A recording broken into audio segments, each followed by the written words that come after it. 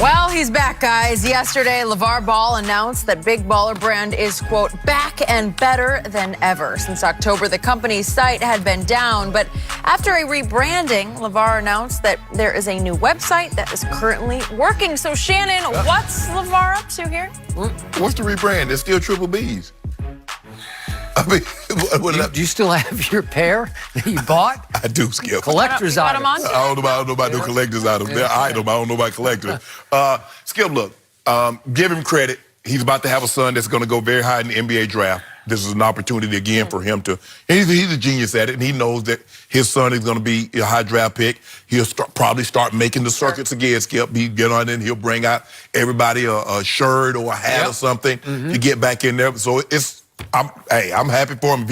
If he can make an honest hustle, so be it. But I just don't understand. I mean, it got such negative feedback, and then he tried to sell sneakers. Skip, it's hard to have a business. If I own a restaurant and my own kids and family won't eat in the restaurant, well, how the hell am I supposed to get other people to come? That's a good point. I mean, your own kid's not going to wear the shoe. Your son said the shoe was terrible. I had to change a pair every quarter. That didn't help. So, Skip, I'm confused.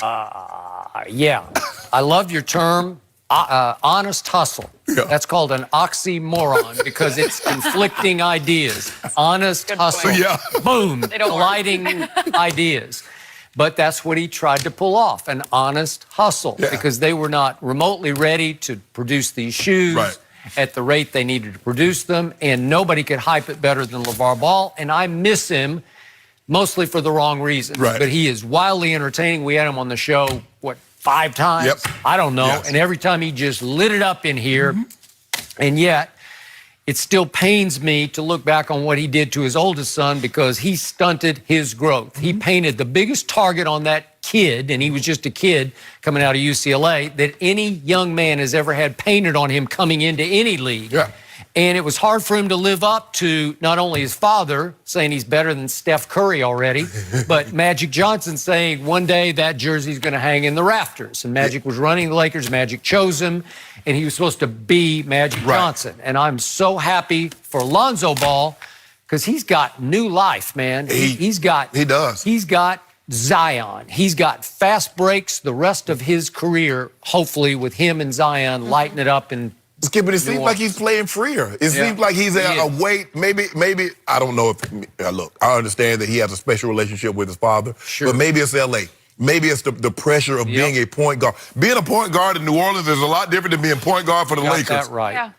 Give him Zion, and he's got B.I., he's got Josh Hart, and they're starting to cook a little bit, and I think you're going to see the best of Lonzo. And he has the ball. He's got the ball. When he was with the Lakers, I mean, I know. You had Bron. Bron, the GOAT, had to get the ball. Big problem. And Lonzo has changed that shot, and it's starting to drop regularly. I see him. He letting them threes go. I was like, letting them go.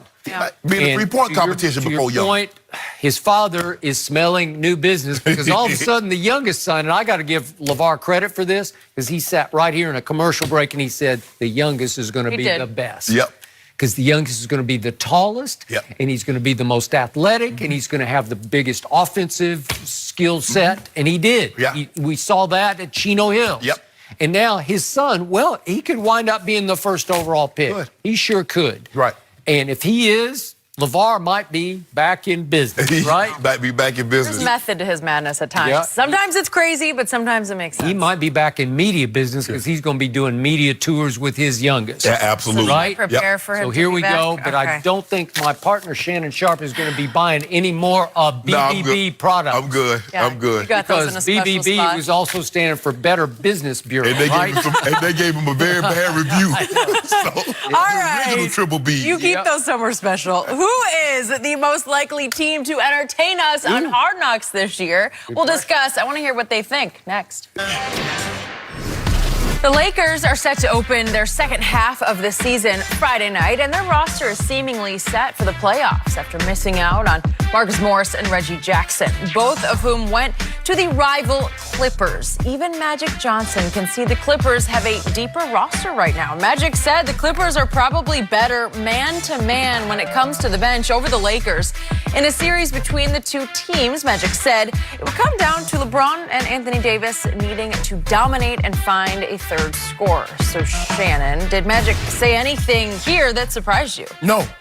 I mean, the great Magic Johnson basically confirmed what I said yesterday, Skip Bailey. You know what? I'm about to hit him an old basketball guy or something. I be talking about this whole dropping the Oh, you are? You're yeah, a basketball think guy? about that. You know, I ain't go to 9 finals in 12 years like Magic, win 5, be 3 MVPs. But you know what I'm saying, Skip. Look, he's right.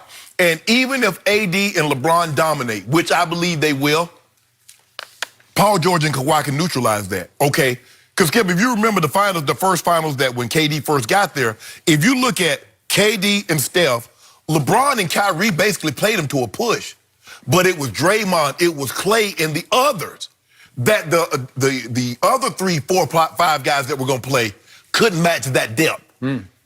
You're getting 38 points a night between Lou Williams and Trez Harrell. They're 1-2 right now, Skip, for 6th man of the year. Probably going to be Lou Will, because Lou can go get 50. There are very few guys in the history of the game that can come off the bench and give you 50. Lou Williams can do that. Trez Harrell is going to shoot a high percentage. He gets somebody one-on-one. Normally it's a slower guy, Skip. He first step you, he get into the basket. He's going to give you double-digit rebounds on most nights. So, yeah, there's no question about it. And Magic said, who's going to be the third guy? And see, Skip, I don't think it needs to be the same guy every night. Can Kuz give us 21 night? Can Danny Green give us 21 night? Can Avery Bradley? Most of the time, Skip, we don't get that. So, yes, Magic is absolutely right. But even if they dominate, it's not like Kawhi is a scrub. Kawhi can dominate. Paul George, we don't know his health. We've seen Paul George. Now, Paul George hadn't consistently dominated when he was in Indiana, Skip.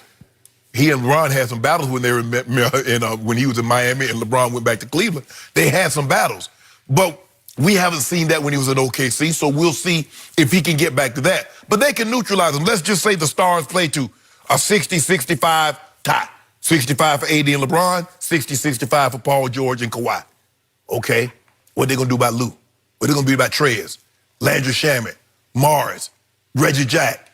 So, yeah, they could be, unless we get unless we can find a guy, a third guy that's going to give us somewhere between 18 and 22 to be able to offset, Skip. Yeah, we got our work cut out for us. No question about it. And Magic is absolutely right. So I was very surprised by 2 things that Magic Johnson said. First, that he acknowledged that the Clippers are probably better down the bench. That's a strong statement from Magic Johnson. Lie. Okay, but he sort of represents the Lakers as an unofficial ambassador. But you just can't, I guess you can bold-faced lie. Sometimes we see it a lot. But anyway, but you just can't lie to Skip. When they got Trez and Lou, what we got on our bench that's better than Trez and Lou? And obviously Magic was the sort of team builder for the Lakers. And now he's no longer. Yeah. And now Rob Pelinka, who he wants to accuse of stabbing him in the back. But did he tell you the reason why they got AD was because of him? He did say that. but again, it was Rob Pelinka who then had to assemble on the fly after they got sort of left for dead by Kawhi Leonard, the team that we see in action right now. And by the way, before I continue, I about fell off my chair yesterday when I read that the Lakers are interested if Mo Harkless gets bought out. Mo Hart? Yeah, we wait a second. So help me out here. The guy that the Clippers said, yeah, we'll throw in Mo Hark, right? Yeah. We'll throw him into the trade to the Knicks. We'll get rid of Mo Harkless because they did not love the money they had given to Mo Harkless. So now the Lakers are saying, yeah, give us your retread. Give us your hand-me-down. Give us what you didn't want. But it happened. Hold on. You signed 2 guys that nobody wanted. Reggie Jackson is on your roster because Detroit said you could have him. Okay, the Knicks. Wait a second. If Reggie, he was on the market, the Lakers want him just as badly as the Clippers did. Everybody wanted Reggie Jackson. First of all, Skip Bayless. Any contender would want Reggie Jackson. Mo Harkless was on the Clippers. So at one point in time, they did want him. Yeah, but then they didn't want him. And they managed to give him away. We'll get it. And keep Landry Shamet. Watch what O'Brien do with Mo. Watch what LeBron can do with him. Knock down them big threes. It's a different- Say good luck to you, and hate your him. bench. No, I'm just saying. hate him. You guys want Mo Harkless Yeah, we now want after Mo. he was discarded Mo by the back. Clippers? Call him Mo a Better shot. Harkless. Okay, Because so he'll be better with us than he work with y'all. In fact, the more I talk about it, I'm shocked that Magic would acknowledge they're probably better top to bottom. Wow, that's a statement Yeah, from that but you- guy.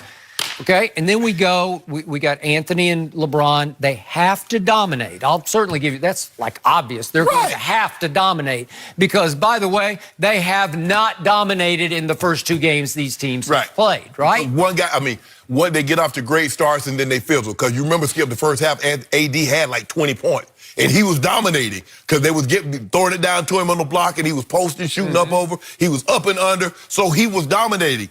But he's going to have to do that.